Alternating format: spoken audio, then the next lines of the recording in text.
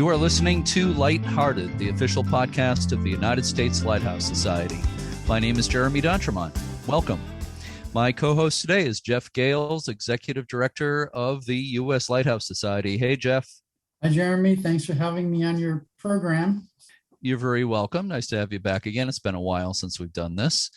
And I'll just, before I get into things more, I'll just mention that this is September 25th, 2022. This is episode 192 of Lighthearted. And it's also your birthday, September 25th. Do I have that right? It is. Today is my birthday. Well, happy birthday. And I won't ask you how old you are, although I know you're not nearly as old as I am. But yeah, for everybody out there, gifts are always accepted. Okay. That's gifts to the U.S. Lighthouse Society, of course. Oh, yes, of course. Yes. Of course, he said nudgingly. Yeah. Right. Okay. So in a few minutes, we're going to be hearing an interview about Valentia Island Lighthouse in Ireland. An amazing place I visited during our U.S. Lighthouse Society tour in July. It is such a spectacular place. I would say it is right up there at the top of the most beautiful lighthouse locations I've ever visited. So we're going to be talking about that with Lucian Horvat in a few minutes.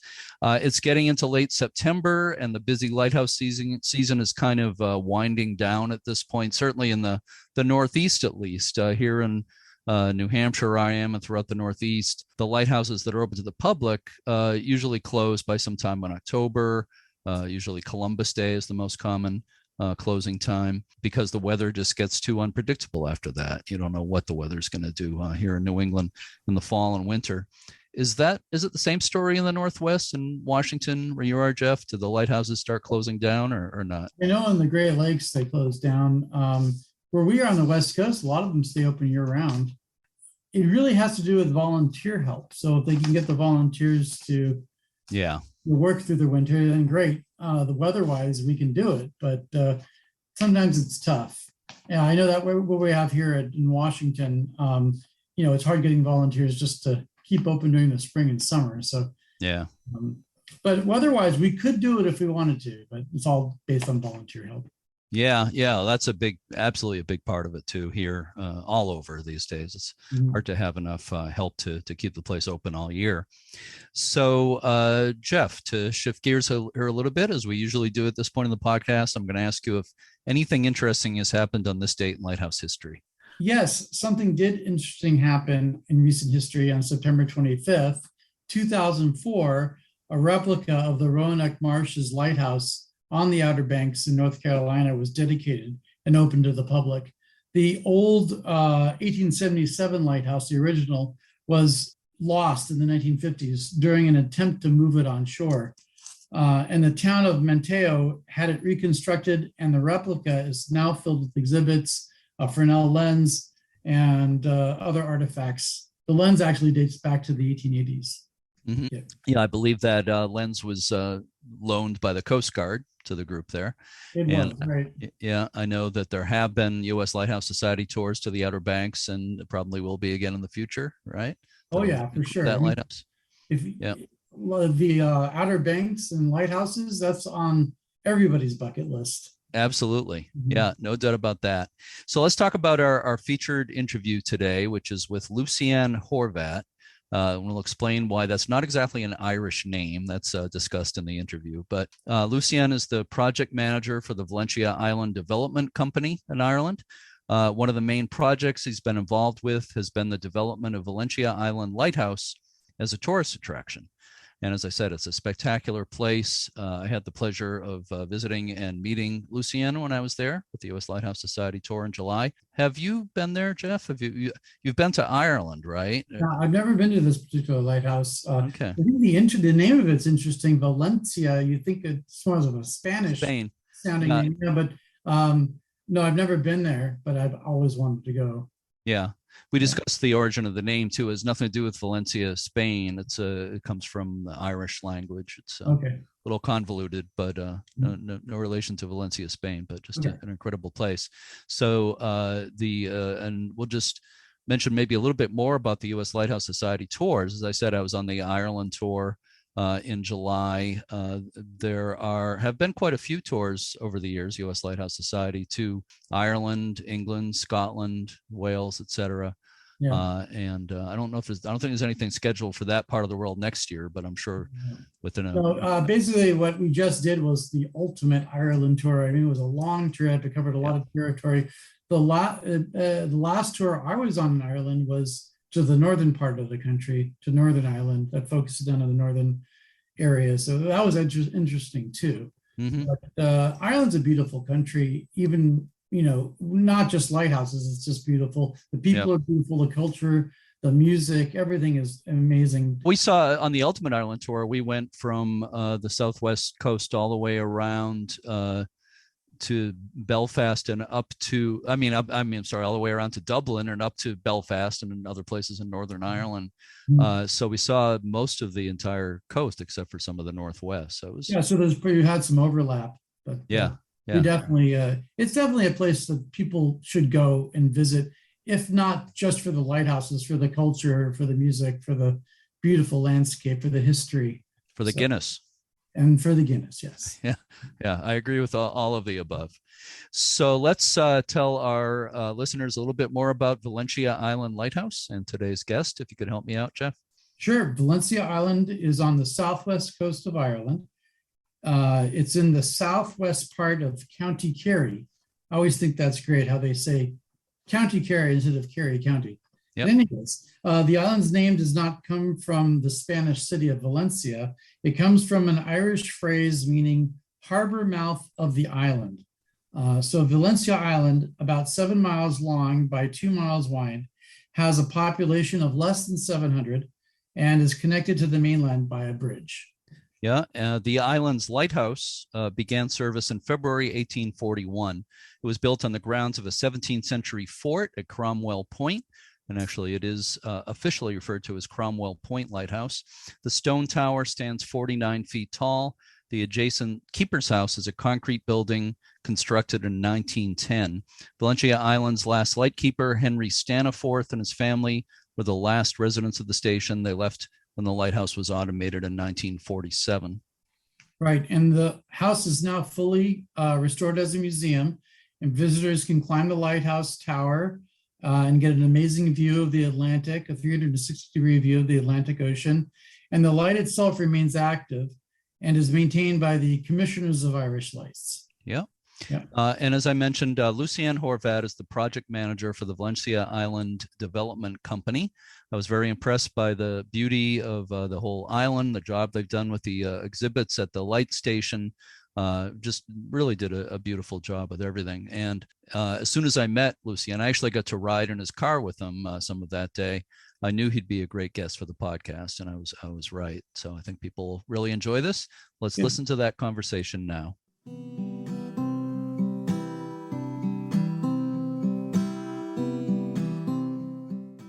I'm speaking today with Lucian Horvat, who is the project manager for the Valentia Island Development Company in Ireland. And I had the pleasure of meeting you, Lucian, when I was there not too long ago. Let's see, we're talking in early September. I was there in July and actually rode along with you to Valentia Island Lighthouse, which was a real pleasure. So thank you so much for joining me today, Lucian. I really appreciate it. Hello, Jeremy. It was a pleasure to have you guys there, especially that the lighthouse is our main project, I suppose, on the island. And we're always happy to get visitors, and especially the ones from your group, which are specific enthusiasts of the lighthouses around the world. Yes. So it was even more so a pleasure because we were able to kind of speak the same language, if you want, in terms of lighthouses and their meaning.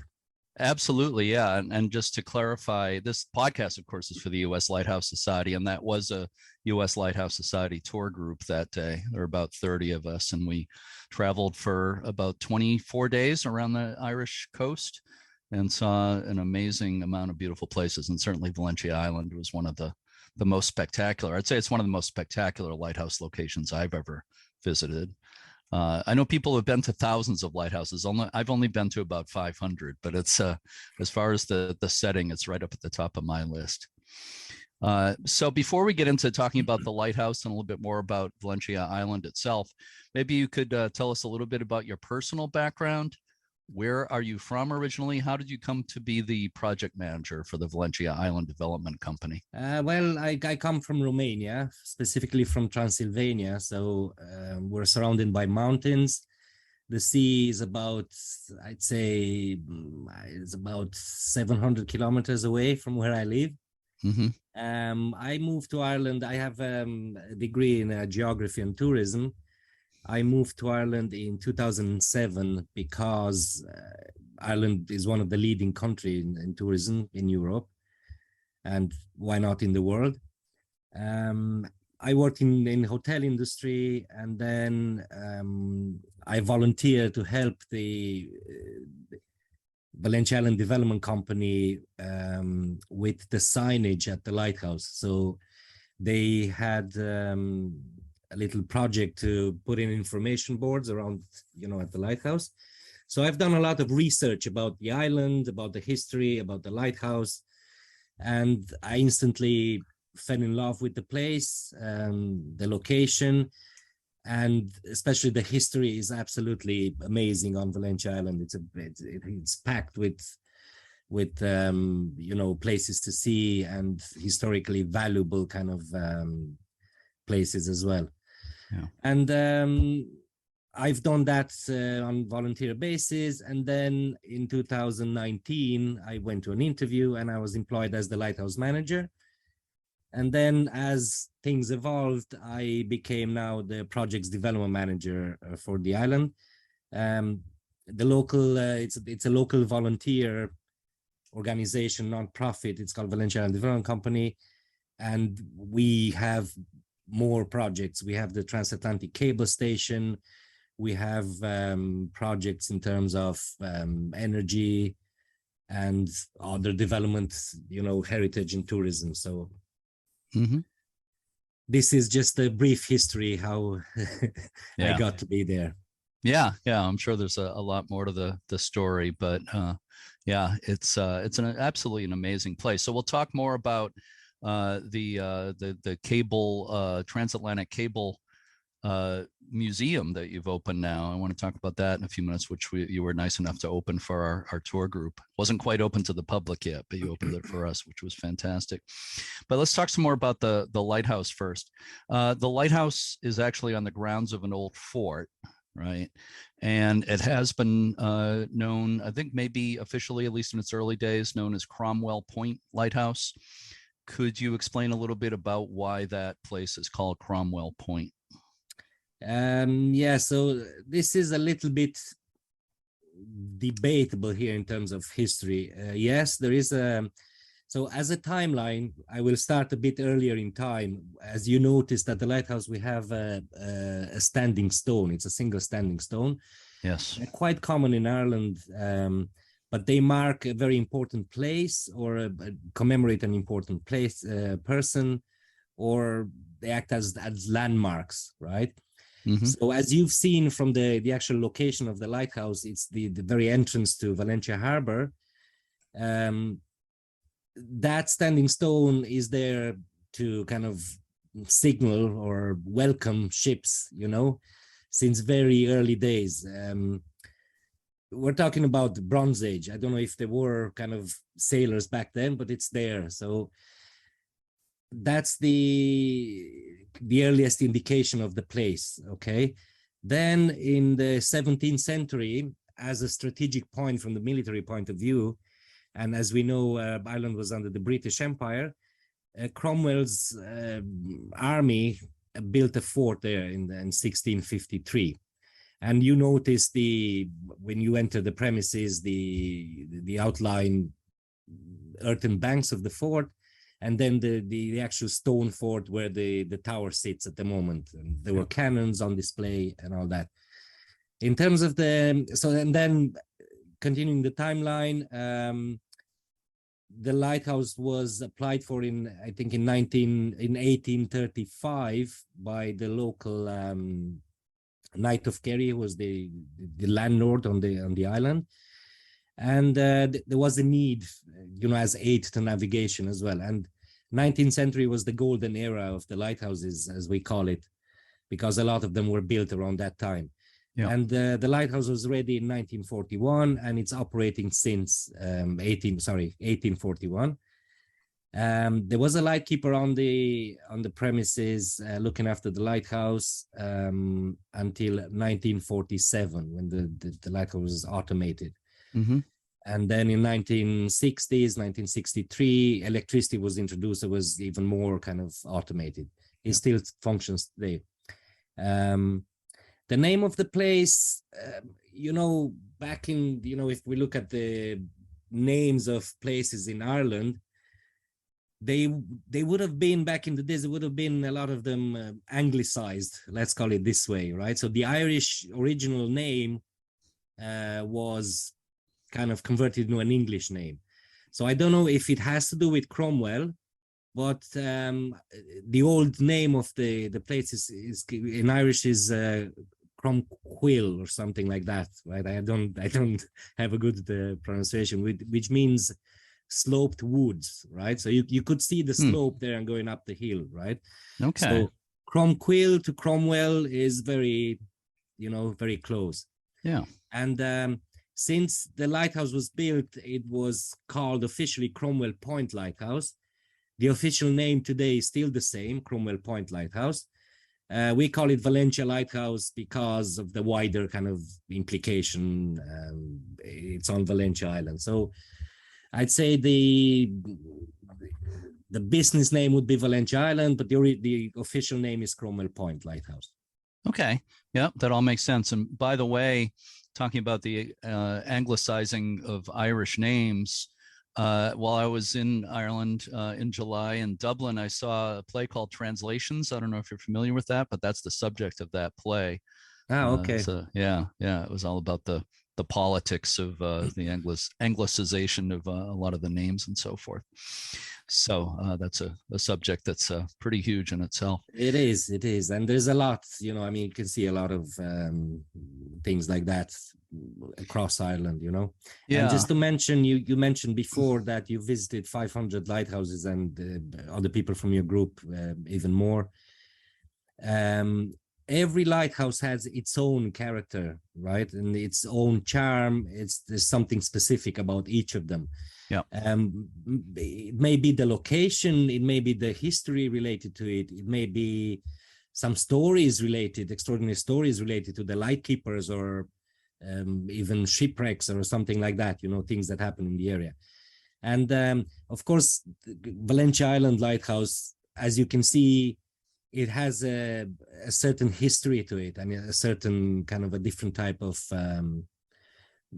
timeline, if you want, there, and the location is very special as well, because the views are spectacular.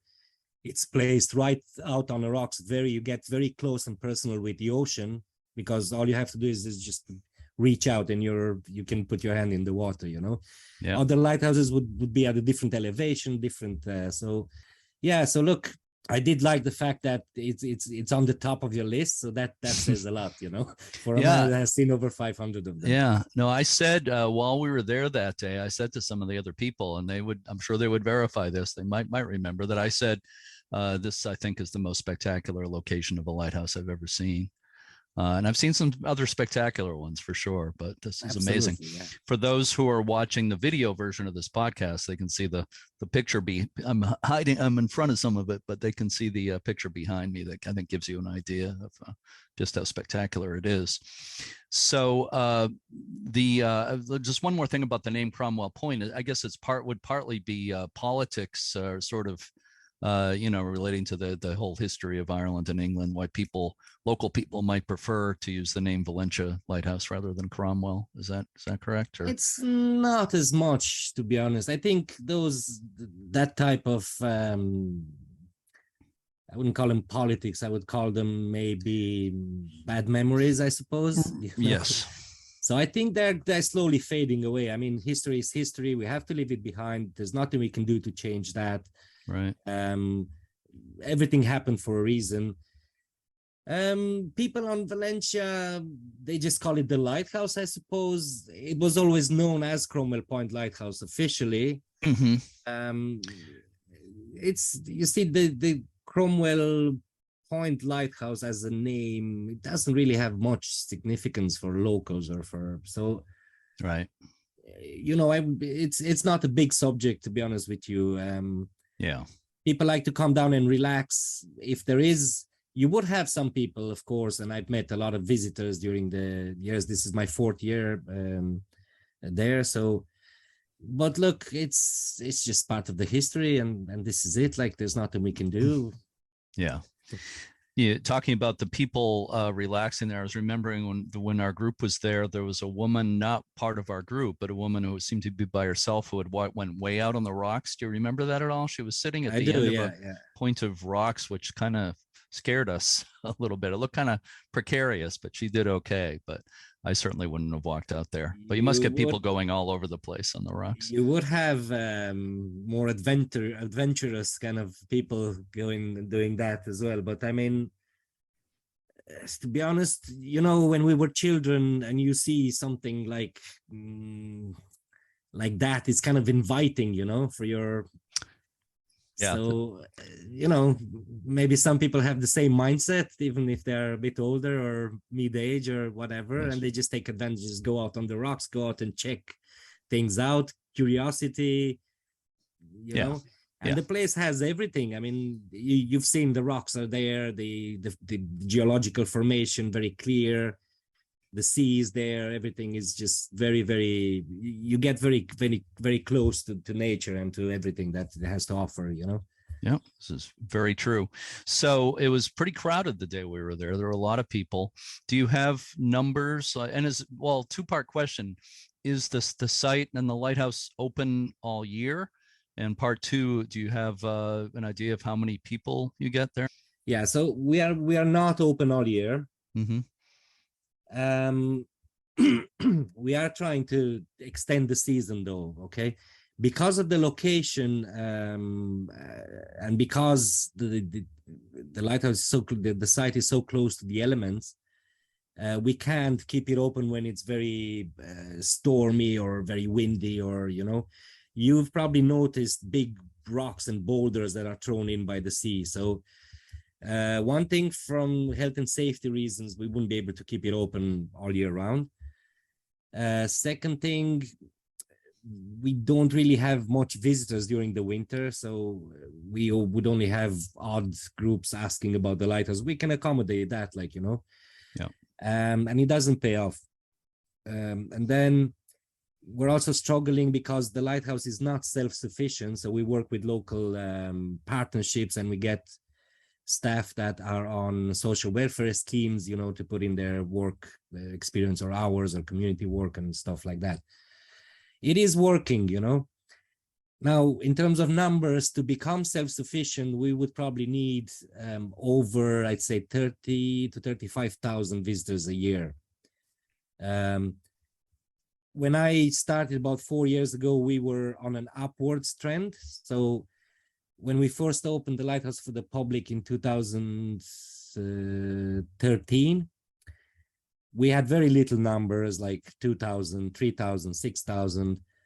And then from 2017, kind of it started to grow.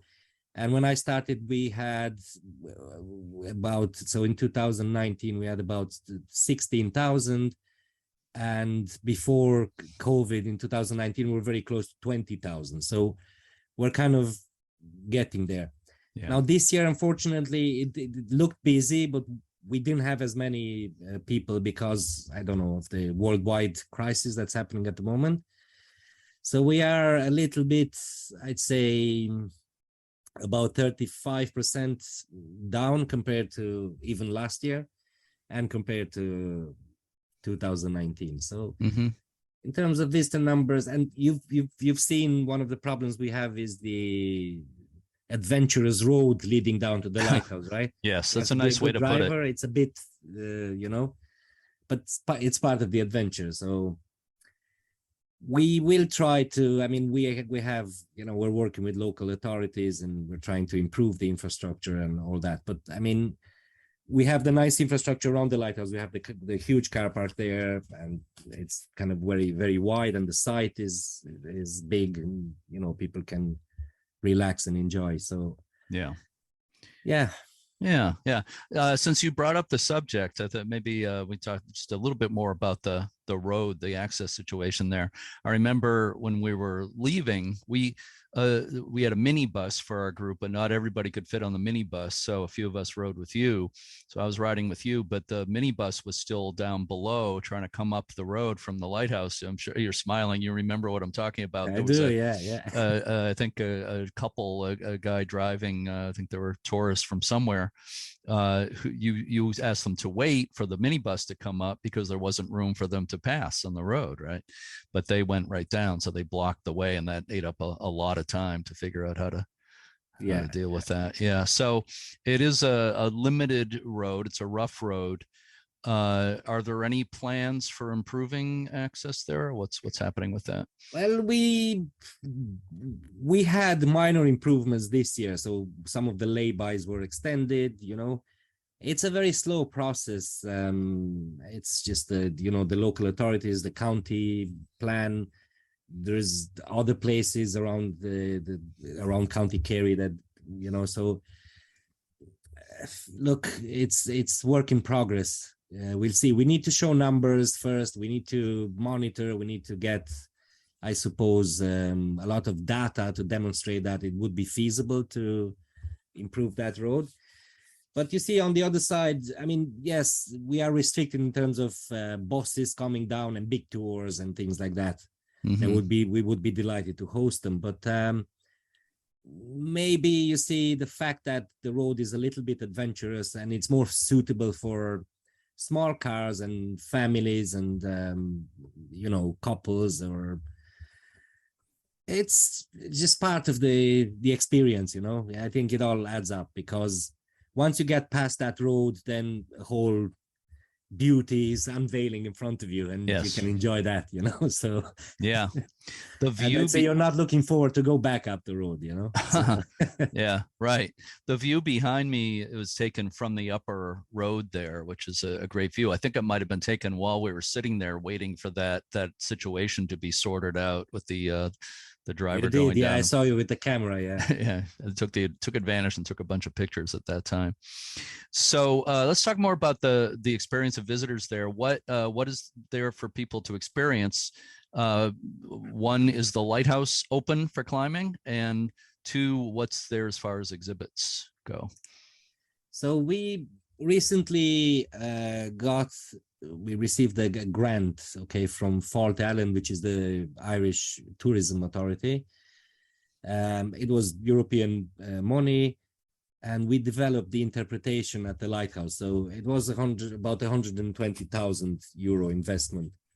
Mm-hmm. I'd say in dollars would be about 125,000, around that. So it's all new.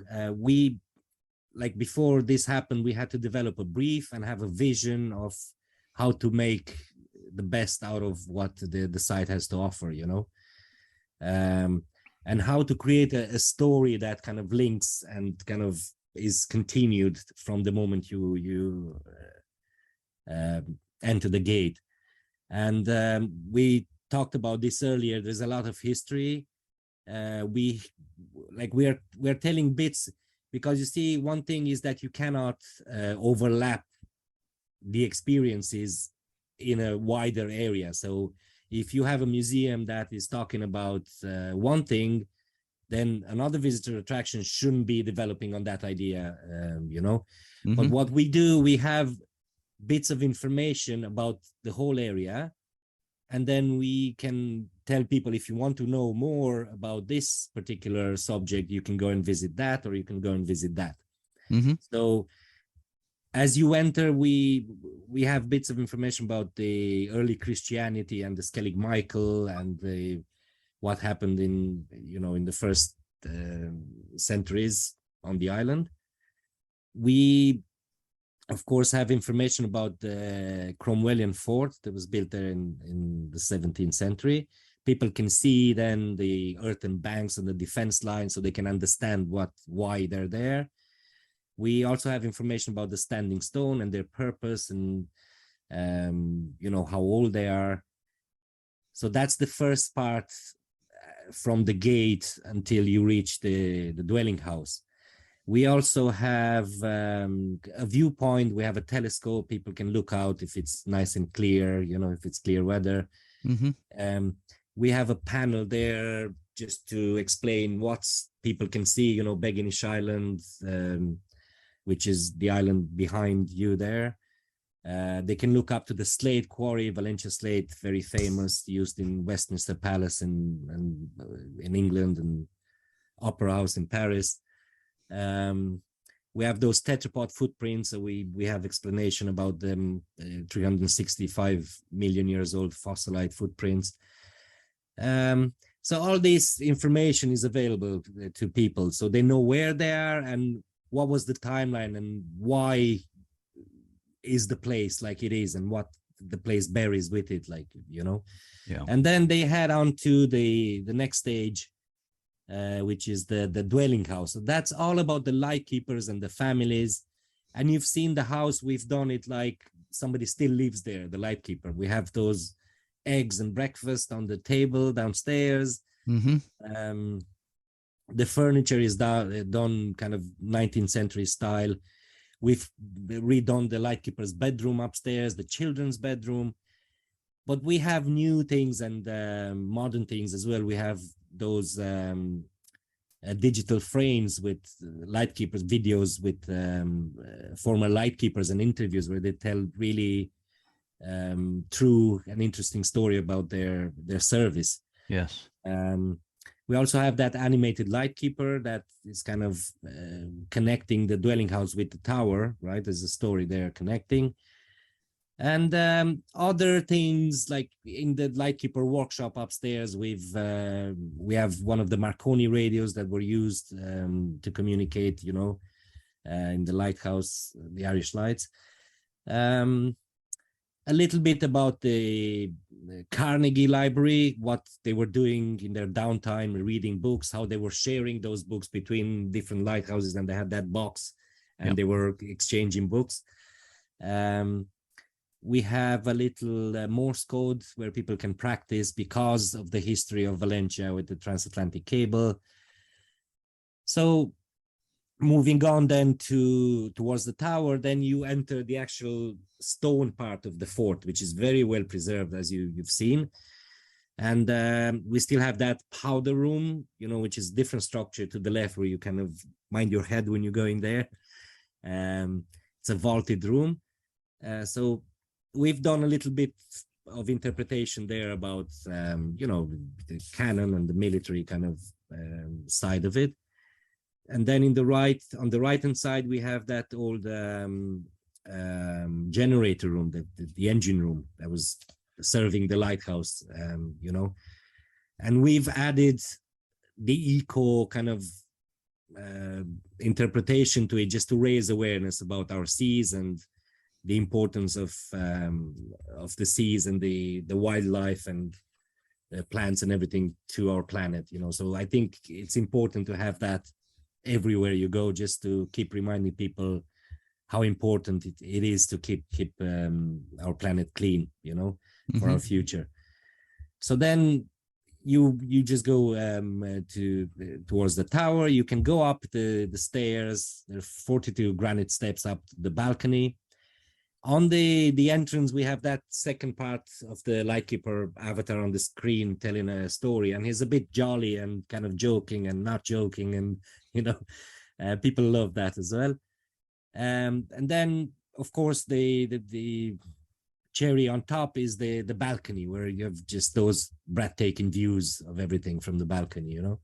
Yeah. There's also a little platform behind the tower, just overlooking the fort's wall. And there is one big cannon. That's one of the original cannons that is there since 1650s. And we have it displayed on the top of the wall. So this is kind of a walkthrough of what you can see, you know. Yeah, yeah. There is a lot more. There's stories related. There is, you know, pictures, information about the families, about the hardship of the lightkeepers, about their job, about their children, how they used to go to school, what they, you know, all that. So, I mean, people can spend an easy 1 hour just, you know, just going through these things, you know. They could spend more as well. Yeah. And also not to forget the lovely coffee shop we have in that remote area, where people can just sit down and just have a cup of coffee and overlooking the whole Valentia harbor, you know, from there. So, yeah. You just reminded me, the last thing you said, I was going to ask you about that, the coffee house or tea room, whatever it's called. We were at another lighthouse site on our trip, and I won't say which one. A lot of them are spectacular, but at this other one, they had a small restaurant or tea room, and they had a sign saying the most scenic tea room in Ireland. And I would beg to differ with that. I think, to me, yours wins the prize. The other one was really scenic too, but thank you very much. Yeah. Oh, definitely. So when people go onto the balcony or catwalk near the top of the lighthouse, they can see the lens in the lighthouse. You mentioned before it's still an active aid to navigation, still an active light. It's more like a harbor light, if you want, right? So it's not one of those rotating big lights that with the lens, you know. There is a part-time lightkeeper, I think, attendant that comes down every, I'd say, once a month just to check everything is in order. And you see, it's when at dusk, when the light comes on automatically, we are closed. You know, we close around 6 o'clock during the season. So it's getting dark around, I'd say, 10 o'clock. So they won't get to see the light much. The locals are seeing the light, though. You know, there you see the light every night.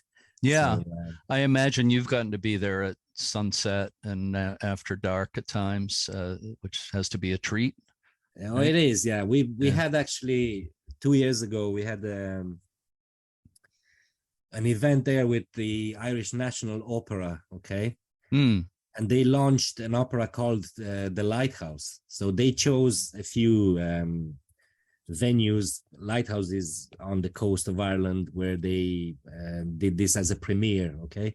Yeah. So the setup was a huge screen, excuse me, in the smaller car park before the lighthouse. You remember that area there, past the yellow buoy that you can see in the picture behind you. Yeah.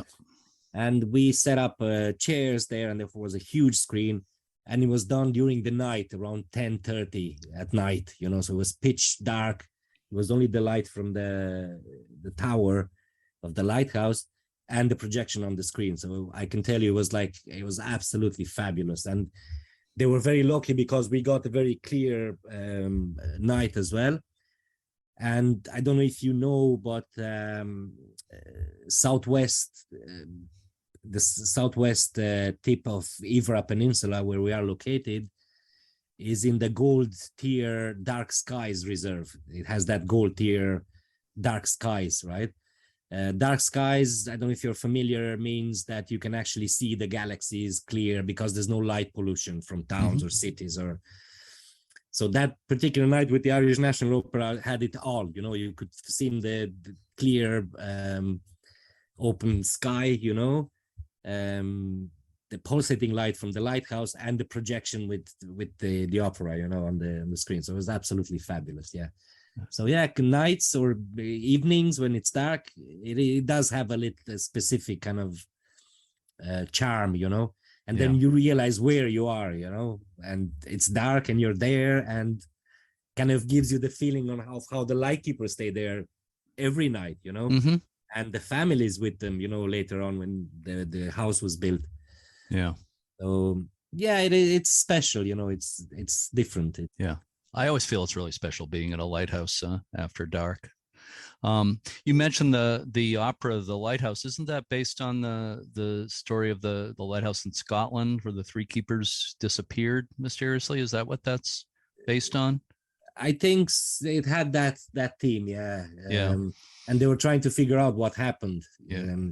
So I think that's the exact one, yeah, with the Yeah. Three Keepers, yeah. The Flannan And Isles, yeah. it was glimpses from their life and what they did and their connections and their love life, and each of them had different problems, and so it's and been, you see this theme, Jeremy, now you've probably seen the movies as well, you know, about the Lightkeepers, and it has this how would you call it, I don't say a theme, but a leitmotif, right, called, let's call it this way, where they have mental problems. They have to be very strong mentally, you know.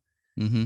And it all happens when that breaks, when they kind of you know, let go. So it all kind of strange thing happen.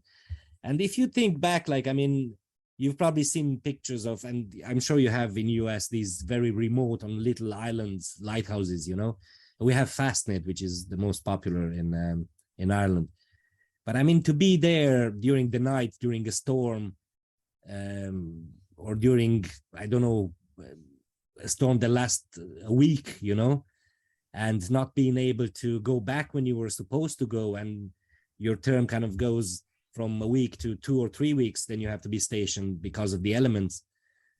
It must be really, really tough. You need to be very, very strong mentally, you know, to deal with that. So this is, you know, it's very interesting if you look into it more in depth, you know.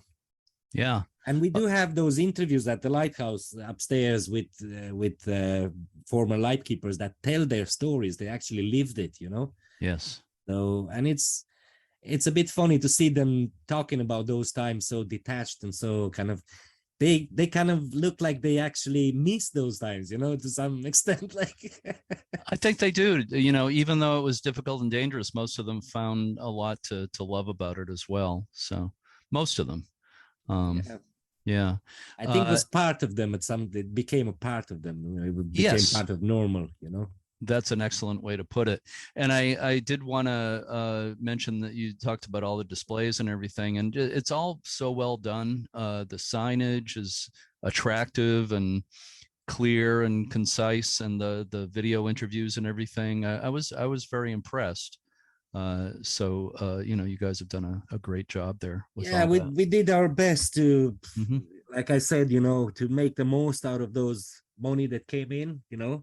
And we wanted to create a story, and we wanted to add the human touch to the experience more than everything else, you know, just to stand out. And actually, you know, people would leave with feeling that they've actually connected to the families that were there, to the way of life of the lightkeepers, you know.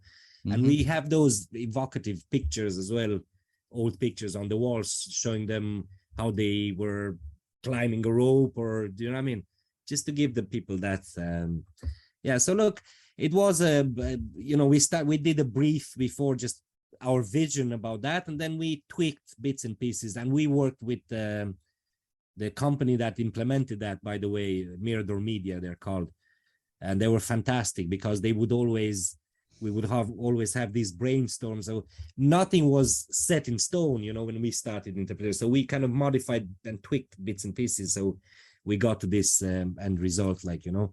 Yeah. I shouldn't say end result, because we're continuously developing. I have other projects in mind to continue the development there. I've recently added in the engine room kind of a screen there with, it's called a video sound trail. So we have some nice videos now that were produced by or they were commissioned by Valentia Chamber Music. Valentia Chamber Music on Valentia, they have this festival every year, you know. So it's a cultural event. So now they commissioned these videos about the lighthouse, about the standing stone, and about 2 other attractions on the island, and they're absolutely fabulous, you know. One of them is a poem with a musical background. So I hope you get to see that, Jeremy, if you're coming back to Valentia, you know. I hope I can come back. That sounds great. And we also want to develop the area in the fort area. So before that, I explained to you guys that the lightkeepers would have had maybe goats or mules, or so we want to develop that little lightkeeper garden there and repair the derelict buildings across, attached to the wall, and maybe do a bit of interpretation about their farming activities, around the lighthouse. So that's another project I have in mind. So it's still ongoing. There's always more you can do, Sure. We don't have time to talk about all the attractions on Valentia Island, and there are quite a few, as you mentioned earlier, but there's a heritage. I have trouble saying the word heritage, the Valentia Heritage Center, I believe. Is that right? Yeah. So Valentia Heritage Center is based in the old school, that was near in Knightstown, and I have to give it to them. There's a committee there, and some ladies that are looking after that, and they've amassed an impressive amount of information and artifacts and documents and things like that. So there's a lot to see in the Heritage Center. Now, before we opened the Cable Station Museum, that was the place to go where you would learn about the eighth wonder of the world, as we call it, the transatlantic cable. And they still have, a lot of it in the Heritage Center. We've launched the the Transatlantic Cable Museum in the original building, which, by the way, when were you down, in June or July? It was July. It was shortly July. Before you were about to open the museum, I believe, within like a week or two or something. We made it to, we kind of made it through on the tentative list for UNESCO nomination, for UNESCO accreditation, with the cable station in Valentia. And we are working very closely with our sister cable station in Newfoundland in Canada, so that was the first connection back in 1860s, right? In 1866, I think it was, they finally managed to have a stable connection, was from Valentia Island to Newfoundland in Canada. So we're both now applying for UNESCO. So if that's, for under the industrial heritage. So yes, there is a lot on the island, a lot of, we have those tetrapod footprints just walking distance from the lighthouse. They're 365 million years old. And there's only 4 places in the world in coastal areas where you can see those tracks so clearly, those fossils. Very important. We have a lot of important things from early Christianity. It's called St. Brendan's Well, just up on the other side of the island. It's a lovely story, attached to it. We have an Altazamut stone that was used for navigation as well. And it was kind of linked to an Altazamut stone in the Ural mountains in Russia, just to have the latitude correct. Yeah. A lot of things, like you said, we don't have time to kind of cover everything, Yeah. You have the is it pronounced Glanliam House and Gardens? Glanliam House and Gardens, yeah, because of on the southwest tip of Ireland, there's a lot of influence from the Gulf Stream. So the vegetation kind of slightly changes towards tropical. And there is a garden as you come from Killarney on the Ring of Kerry. It's called Kells Bay, so Kells Gardens, tropical gardens. And Glanliam was the actual residence of the Knight of Kerry. They were landlords on the island for many, many years. There was a dynasty, the Fitzgeralds, and they used to live there. So, and they helped the economy a lot on the island, and they actually worked with Cyrus Field for the transatlantic cable as well, And you've noticed the Celtic cross people have on the top of the hill there to honor the Knights of Kerry. So Glanliam is a fantastic spot as well, and lovely gardens there. So they're just a short walk from the lighthouse. Yeah. I certainly hope I can get back there. If There's you so want, much, we so much can, I more to see. can, I don't, if you want to speak about an hour about what Yeah. else we can see on the island, Yeah. I wouldn't be able to cover everything. 'Cause it's Right. so much history and so Yeah, much. yeah. For an area that's not really that big, it's one of the most interesting, one of the most beautiful and historic places I've been. So it's Very amazing. dense history on a small area, isn't it? Yes, absolutely. So we can kind of wind things down here, but I want to ask you, are there any plans? You mentioned that there's always more you can do with interpretation and that kind of thing. The buildings themselves seem to be in good shape. I'm sure there's been restoration done in recent years. And is there more of that sort of thing coming up? Anything that's any major projects that are needed at this point? It's funny you mentioned, because I was just dealing with that today. Mm-hmm. I've applied for funding. It's called the LEADER program. It's European funds as well. And they go into rehabilitation of heritage sites and stuff like that. So I'm going to change all the doors and the windows in the dwelling house, because they are old, you know, the elements are really kind of, it's very exposed to rain and wind and storms there. So I'm going to change that. That's going to happen. I'm going to change the doors probably this month, and I'm going to change all the windows. I'm going to put teak windows, but of course with the same style, because it's a listed building, so it's a heritage building, so it has to be the same architecture. We can't change that. Yeah. Quite expensive, you know, but they will be teak windows and doors, so they will last probably for hopefully a number of years, you know. Yeah. In terms of the tower, we can't do that's Irish Lights, so they deal with the tower. They recently painted it. I think it's in good shape. I mean, as you know, they were all built, most of them from, you know, granite, so they'll be there for, all they need is like the Irish people say, a lick of paint, you know. That's all they need. Yeah, yeah.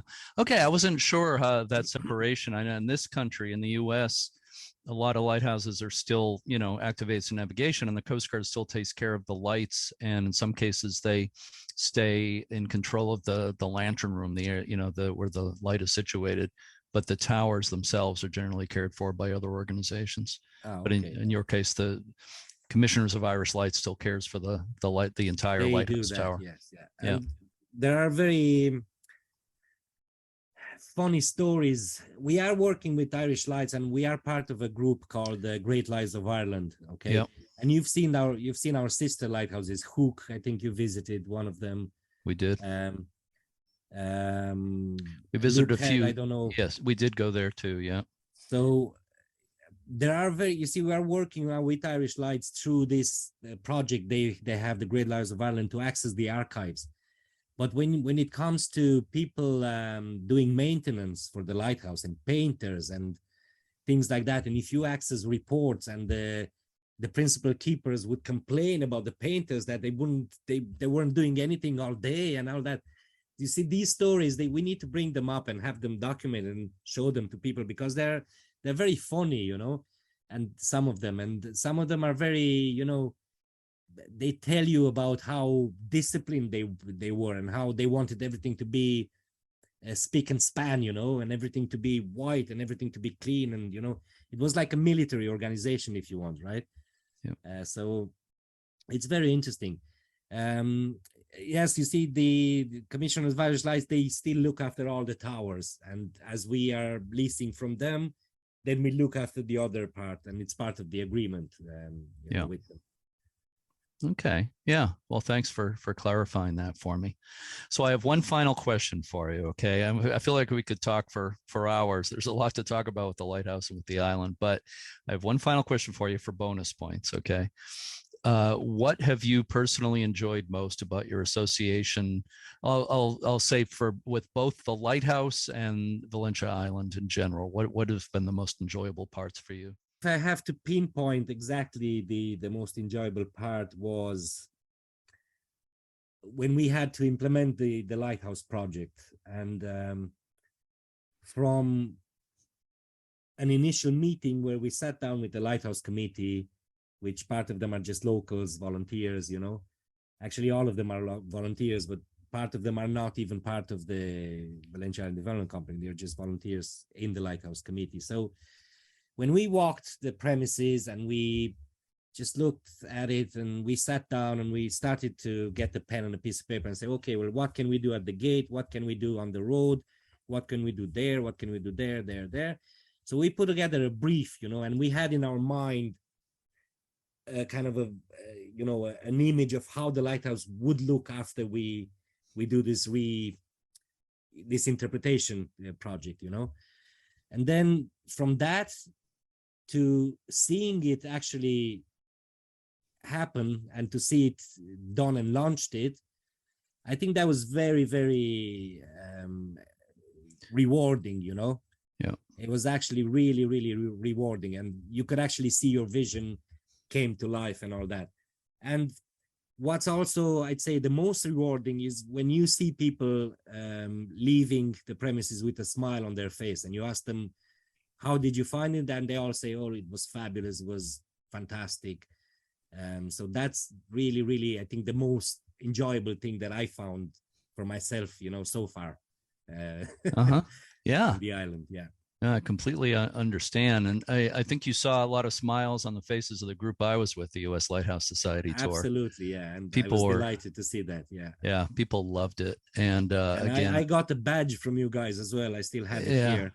A patch, an official I tour thought patch. that was a bonus point, you know. I thought they don't give badges to anybody. No, we don't. I hope you display it proudly. Yeah, you got the official tour patch. So Lucian Horvat, it's great talking with you. It was a highlight of my nearly 40 years of visiting lighthouses to visit Valentia Island Lighthouse. It's just an absolutely fabulous place, and I would say any lighthouse buffs visiting Ireland absolutely have to put it at the top of the list. I would say right up there with Fastnet. You mentioned Fastnet. That's a pretty amazing place too. But you have a great place there, and the island in general is, as you said, tremendous history, and just the scenic beauty is unparalleled, I would say. So Lucian Horvat, I want to thank you so much for joining me today. I really do appreciate it. Well, thank you very much, Jeremy. And look, I hope, you know, people are invited to come and visit us. I hope things will get better in terms of traveling, and they already are. And why not? I hope to see you guys back, you know, at some stage. I know there's a lot of other thousands of lighthouses to visit, but you never know when you come back to Ireland, you know. And look, let's keep in touch. If you need anything, you know, from our side, by all means, just get in touch, and we'll be happy to keep in touch, because you're part of the family, as they say, you know.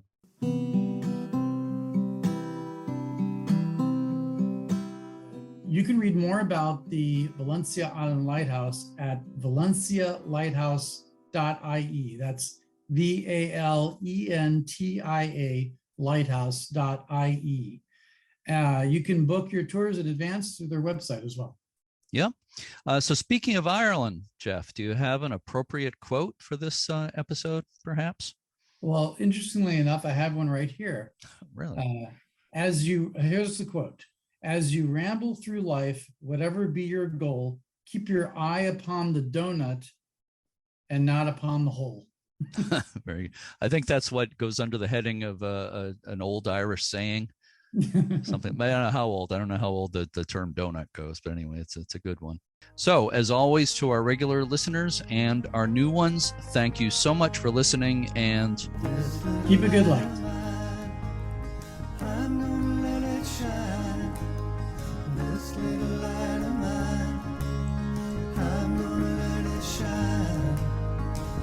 Little light of mine, I'm gonna let it shine, let it shine, let it shine, let it shine. Everywhere